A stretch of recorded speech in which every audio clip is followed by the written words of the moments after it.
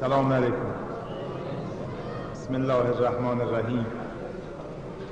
ان الله يحب الذين يقاتلون في سبيله صفا كأنهم بنيان مرصوص.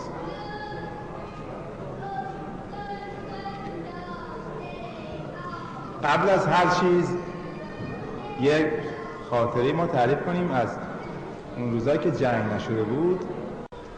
گاریای بازار روز ما برمی داشتیم تو فریقات شانی، از این وضع زخمی ها رو می آوردیم. یه چنین وضعیتی بود. ارتش عراق اومد، ما هم چنین وضعی رو داشتیم، ولی مردانه جنگیدیم. در ذوالفقاری آبادان یه روزنامه رو باد آورد، اتفاقا آورد سر سنگر ما این روزنامه رو باز کردیم، دیدیم دختر و پسر جیش شعبی زن آمد، اسلحه‌هاشون رو گرفتن، همون حالت همیشگی، عکس یادگاری گرفتن با مسجد جامع.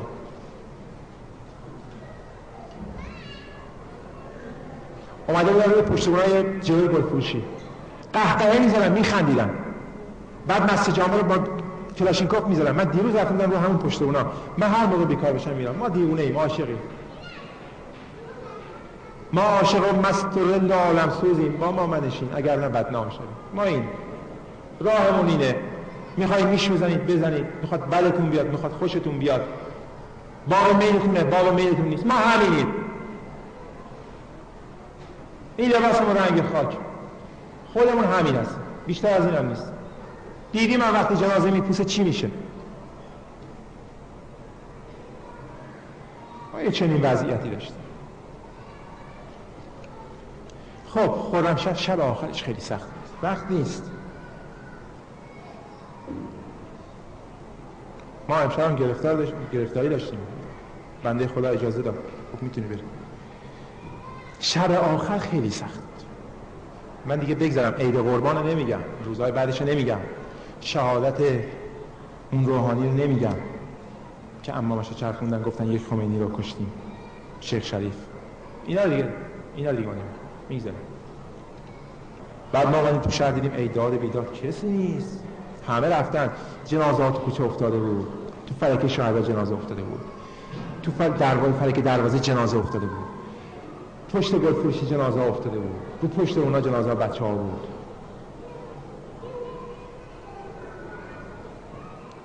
جنازه که از بچه ها دیروز باز دوباره من رفتم اونجا 8 آرپیجی بهش زده بودن، هم پشت تو نقل پلین ماشینای اوراقی که پشت دریا بود رساییه. بعد از پیروزی ما رفتیم جنازه رو آوردیم، جنازه این هم مونده بود. 8 آرپیجی بهش زدن. من دیروز دوباره رفتم اونجا. نمیشه، چیکار کنیم؟ ما با این استخون پوسیده ها رفیقیم، رفیقای ما هستن. حمود ربیعی حرف میزد، میخواید چیکار کنید دیگه؟ حالا میمونیم شاید بالاخره با بعده، بالاخره انسان تابع انتظاره، انسان اهل انتظاره، بالاخره اینطوری میشه. این نه فایده نداره. جنازه هم مونده بود، 2 تا بچه‌ها اشتباهی همدیگه رو زدن دیگه، اون آخرین هست. این ماشین حاج آقا سامی اونجا بود، خود حاج آقا سامی دیگه در غروب رفت. دخترم که زخمی‌ها رو می‌بستن بهترن اومدن این ورا. این قاضا توی مسجد جامع پیمونا، این چیزایی که آورده بودن اونجا ریخته بودن رو همه پر خون بود، چون مسجد قبلا زده بودن. شکرا با خون، روز عید قربان یادتونه؟ شکرا با خون قاطی شده بود.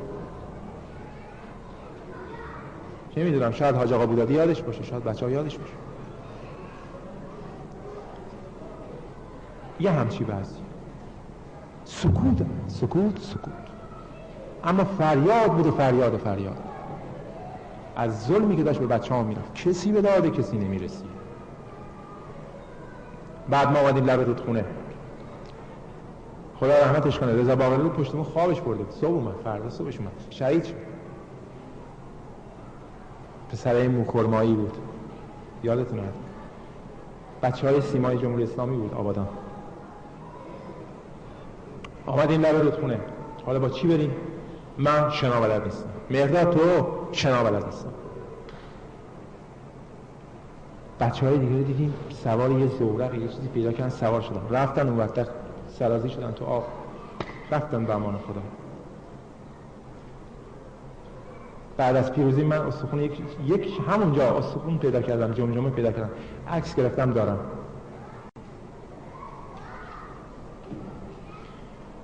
باز دوباره برگشتیم مسجد جامع. دلمون نمیومد بیایم بیرون.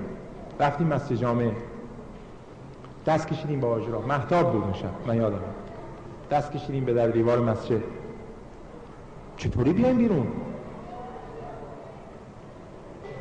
شهر اینطوری سقوط کرد.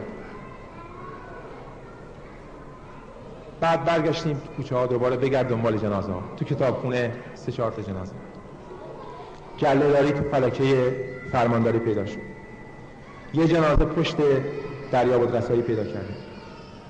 اینا مسائلی بود که گذشت. و حالا وظیفه ما چیه؟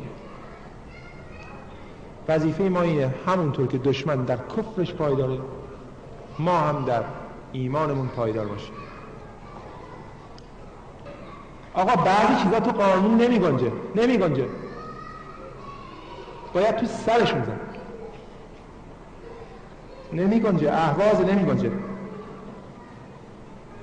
مرد با زنش، فرمانداری، مسئولی، شهربانی هستی، کمیته هستی، سپاه هستی، همه تو مسئولی. اگر نکنید خائنید.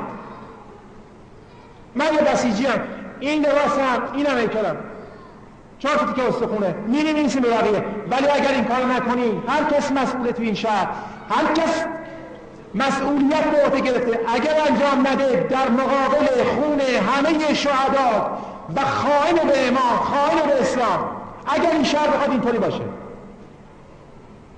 تا کی دیگه؟ 10 سال گذشت. خیر آقا حالا تو ببینید مصلحت چیه؟ مصلحت نیست آقا، مصلحت نیست. کدام مصلحت نیست؟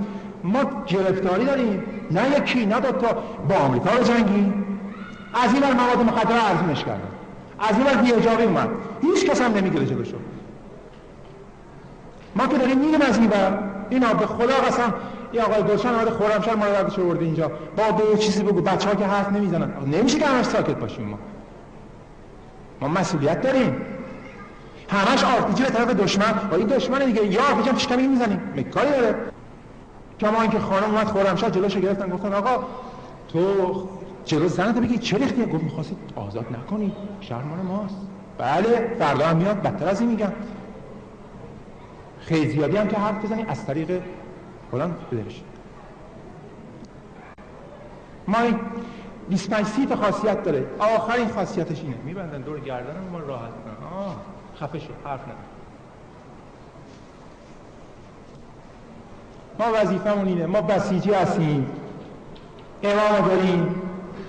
امام هر کس میخواد بهش خیانت بکنه، به ما خیانت کرده، ما هم از اون دفاع میکنیم. میخوای با بی‌حجابی، میخوای با این وضع، میخوای با بنده‌باری، با دهنکجی، با مسخره کردن شهیدان زنده‌ان، ما چرا بجنگیم؟ تو خیابون من خودم شنیدم، اعزام نیروه، آقا ایستاده داره مسخره میکنه. یه جنگ ما دیگه، جنگ ابعاد مختلف داره. جنگیدن با توپ و تانک خیلی ساده است، کما اینکه ثابت کردیم ساده است. شیمیایی شدن خیلی ساده است. دیشب نصف شب بچه‌ها رو دیدن که بلنشین شیمیایی، بلنشین منطقه اعلام خطر، بلنشین شیمیایی، اسلحات مقدتون. به خدا اینا آسونه، گذشتش همه چیز رو ما وقتی که زمان گذشت همه چیز رو فراموش می‌کنیم، کما اینکه خیلی زیاد فراموش کردیم. اما این خطراست، خطر فرهنگیه. دشمن رو اشتباه نگیرید، دشمن ما حزب بعث نیست. حزب بعث کیه؟ آمریکا کیه؟ دشمن ما خودمون است. دشمن ما خودمون است. آقا مگه الان چرا میتونیم ترکش بخوریم؟ بالاخره ترکش هم میزنم تو قلبش، میزنم تو سرش، میره پیکارش. بذار اقلا حرفمون رو بزنید دیگه. ما که جنگ نکنیم، داره حرفم نزنیم، همیشه هم تو سر خوریم. شما شستشوی مغزی داره میری جنگ، شما پول میگیرید میری جنگ، شما فلانی میری جنگ، شما الی میری جنگ. اگه حرف مفت مالیات داشت که حرف مفت به ما نمیزدن. حرف مفت مالیات نداره. این بساط امروز ماست. آقا همه مسئول. خدایا اگه اینا هدایت میشن هدایتشون کن، اگه هدایت نمیشن به دست ما. اگر ما عاجزیم خودت میدونی، ما که خودمون واگذار کردیم به تو، این یکی رو واگذار میکنیم به تو.